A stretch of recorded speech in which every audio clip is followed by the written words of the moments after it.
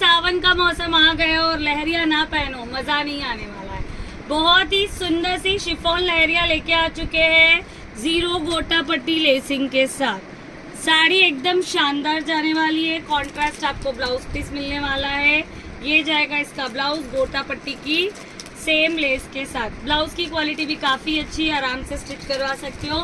4 colour options में ये साड़ी मिलने वाली है।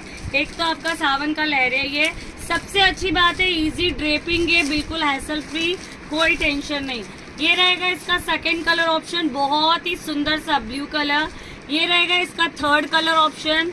अगर किसी को पेस्टल शेड पसंद है तो पेस्टल शेड ले सकते हो। एंड हमारा हिट कलर ये जाएगा आपका read with black combination. 4 colour options available है। जिनको भी पसंद आ रहा है जल्दी जल्दी से स्क्रीनशॉट लोगे, व्हाट्सएप करोगे। प्राइस एंड डिस्क्रिप्शन ऊपर स्क्रीन पे मेंशन है। Thank you.